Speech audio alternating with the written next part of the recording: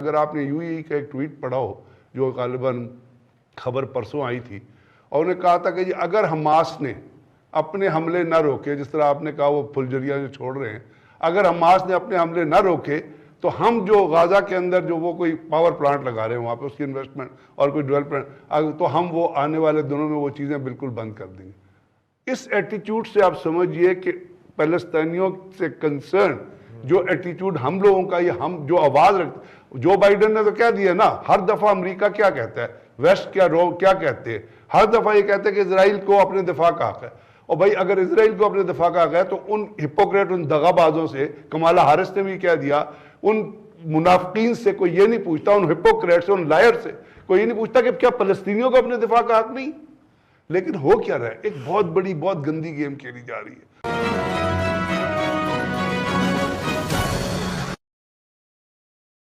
تو دوستوں، پاکستان چیختا چلاتا رہ گیا، اسرائیل نے اپنا کام کر دیا۔ ان کا جو ایک اصول ہے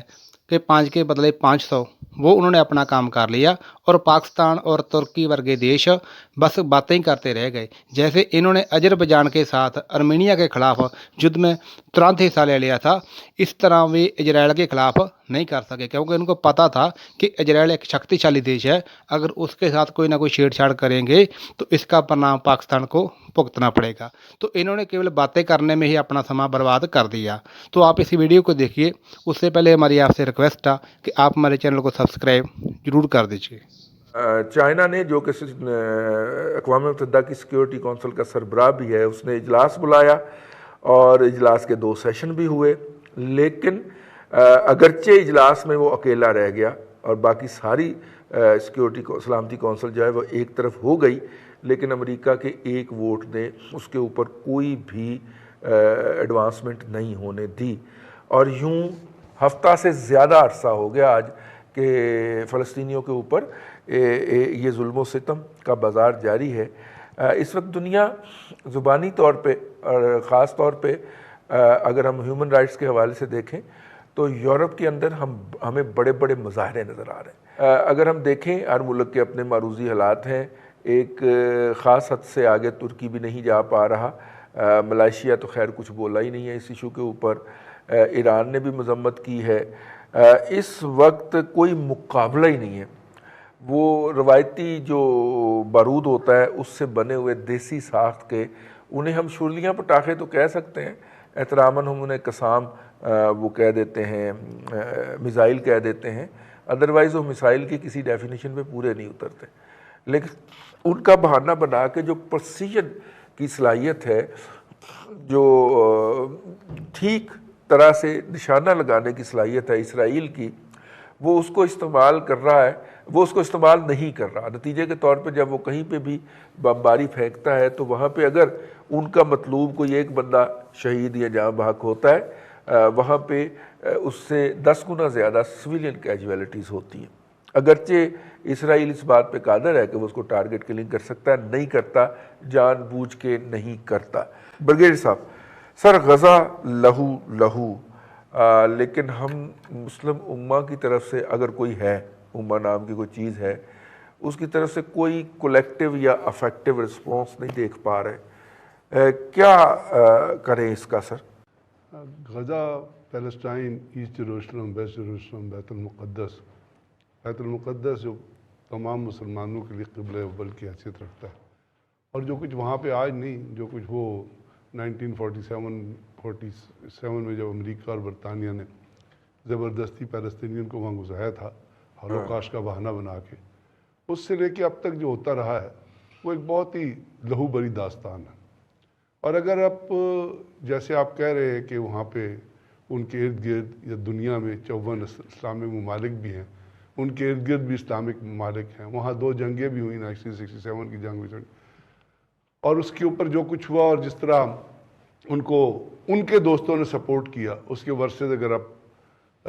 ہم وہ لوگ جو جنگ لڑ رہے تھے ان میں مسلمان ممالک کا ریئیکشن دیکھ لیں، تو وہ جب آپ تمام ان چیزوں کو دیکھتے ہیں، اور جو آج کی ڈیولپمنٹ خاص طور پہ ہے، جو آج کی تاریخ میں وہ ممالک جو جیوگرافیکل کنٹیگیوٹی رکھتے ہیں، یا وہ ممالک جو کوئی اکنامک انفلوئنس رکھتے ہیں مسلمانوں کے اندر، تو میں تو صرف اتنا کہوں گا، جب میں ان تمام چیزوں کو دیکھتا ہوں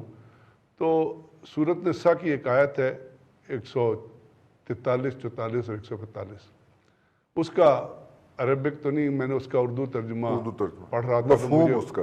بڑا لٹرل ترجمہ ہی اس کا تھا. اور اس کا ترجمہ یہ ہے کہ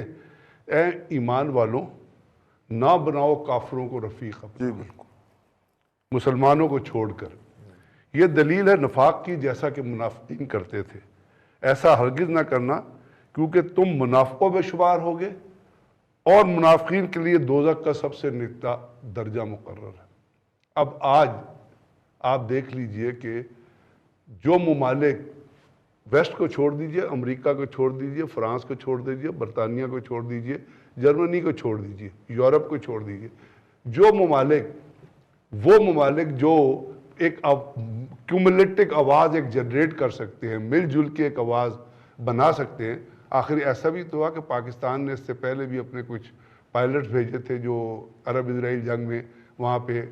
ایئر کرافٹ اڑا کے حصہ, اور وہاں پہ کچھ سکسیسز کر کے آئے تھے جو آج وہ کاؤنٹ کرتے ہیں. تو وہ ممالک جو کسی طریقہ کار سے جواب دے سکتے ہیں, اور وہ گیم صرف کھیلی جاتی ہے ملکوں کے اپنے انٹرسٹ کے اوپر. جیسے لٹرلی اگر آپ دیکھیے تو اگر حماس کچھ کر رہا ہے, یا وہاں پہ کون لڑ سکتا ہے؟ پیلسٹینین لبریشن اتھارٹی ہے, وہ سپورٹ نہیں کرتی حماس کی لڑائی. جی جی, محمود عباس صاحب تو اور انہوں نے الیکشن پوسٹ پون کر دی. تو فلسطین لبریشن آرگنائزیشن جو ہے اس کے اپنا کیا وہاں پہ. دوسرے اس کے بعد آپ دیکھیے کہ یہ جو مسلمان ممالک ہیں, کیونکہ ایران کی کنیکٹیوٹی آتی ہے حماس ساتھ, تو اسرائیل اپنا US کے سعودی عرب ہو گیا, یونائٹڈ ایمریٹس ہو گیا, باقی ممالک جو ہے وہ اس چیز کو بڑھتے ہوئے دیکھنا نہیں چاہتے. اسرائیل کیا چاہ رہا ہے؟ اسرائیل یہ چاہ رہا ہے کہ کسی بھی طریقے سے ترکی کا, پاکستان کا اور حماس کا آپس میں کوئی ملیٹریلی کوئی گٹھ جوڑ, ایران کا کوئی گٹھ جوڑ نہ ہو جائے. اس پہ وہ کامیاب ہوتے رہے, کیونکہ اندر کی جو ریشہ دوانیاں ہیں وہ بہت بڑا ایک فیکٹر ہیں جو پیلسطین کے اوپر جو آج کو جو کچھ ہو رہا ہے اس کو بڑھانے میں کاؤنٹ ہوتی ہے. حالانکہ اگر آپ دیکھیے, اب دیکھ لیجئے جب سے یہ شروع ہوا ہے, کل اگر آپ نے فالو اپ کیا ہوگا کہ لندن میں اتنا بڑا جلوس نکلا, جی, فرانس میں پابندیاں لگنے کے باوجود جلوس نکلا, جرمنی میں جلوس نکلا ہے. لیکن آپ اس کو لے آئیے اپنے عراق میں بہت بڑا جلوس نکلا ہے. تو بات یہ ہے کہ جہاں ریئلائزیشن کس طرح آئے گی, وہ تو یہ آئے گی نا کہ آپ فلسطین کی جو اپنا اس کے ساتھ ساتھ جتنے ممالک رہ رہے ہیں وہ اس کے لیے کوئی جو اتنا ایک کیومولیٹیو کولیبریٹیو رسپانس, ایک ملا جلا رسپانس جنریٹ کرے. وہ رسپانس ڈپلومیٹک نہیں, وہ رسپانس مطلب اکنامکلی, وہ رسپانس ایک ملٹری تھریٹ کے طور پہ بھی ہو سکتا ہے. ابھی آج اسرائیل کو کوئی تھریٹ نہیں ہے. آپ نے کہا نا کہ وہ پریسیجن بامبنگ بھی کر رہے ہیں, جو انہوں نے ایسوسیٹڈ پریس کا اور الجزیرہ کا جو انہوں نے وہ ٹاور جو میڈیا میں, آپ دیکھیں ذرا اس کی فوٹیج دیکھیے کہ صرف وہ ٹاور نیچے گرتا نظر آ رہا ہے. اور اگر آپ کو یاد ہو, اگر وہ چاہیں تو پریسیجن بامبنگ کر سکتے ہیں. آپ نہیں, اب اگر آپ کو یاد ہو آج سے 5 یا 6 سال پہلے کی بات ہے, انہوں نے ایک precision multi purpose missile test بنایا تھا, جس کی انہوں نے لائیو ٹیسٹنگ کی تھی غازہ کے اوپر, کہ اوپر جا کے جب انہوں نے اس کو چھوڑا تو اس کے جو تمام شارپنرز تھے وہ جا کے مختلف ریزیڈینشل بلڈنگ میں گرے. آج نیتن یاہو نے کہا ہے اس کی اس نے کہا جی ہم بچوں کو بھی ماریں گے, ہم عورتوں کو بھی ماریں گے, ہم آپ کے رسپانس کو کوئی فوٹیج نہیں دیتے. OIC نے کیا کیا؟ تو بات یہ کہ اگر آپ پیلسٹین کو مرنے کے لیے آپ نے چھوڑ دیا ہے, اگر آپ نے پیلسٹائن کو تباہ ہونے کے لیے چھوڑ دیا ہے, اگر آپ نے پیلسٹائن کو یہودیوں کے ہاتھ میں دے دیا ہے, اگر آپ یہ چاہتے ہیں کہ وہ جو کچھ قبلہ اول کے ساتھ کرنا چاہتے ہیں, آپ کو پتا ہے انہوں نے ڈوم آف راک کے نیچے تو اپنا وہ سیناگوج بنا دیا ہے نا, جس کے اوپر پچھلے دنوں انہوں نے افتتاح کیا تھا, اور وہاں پہ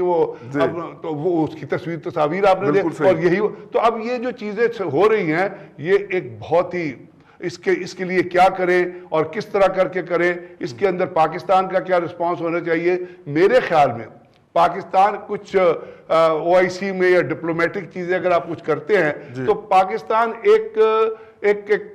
جو ایک آپس کا جو کمبائنڈ رسپانس کا حصہ بن سکتا ہے. لیکن چونکہ اس کے لیے جب ملٹری اسٹریٹجی کی بھی کوئی چیزیں ہوتی ہے, اگر آپ نے کسی سے جنگ لڑنی ہے اس کی بھی کوئی پالیسی ہوتی ہے, آپ وہ کس طرح کر کے کریں گے, ٹرکی, پاکستان یا باقی ممالک اگر ایک کمبائنڈ رسپانس کے لیے کسی فورس کی تشکیل دے تو Pakistan can become part of it. لیکن کیا وہ ہوگا, اس کے اوپر ایک بہت بڑا سوال ہے. پورے ان لوگوں کے اوپر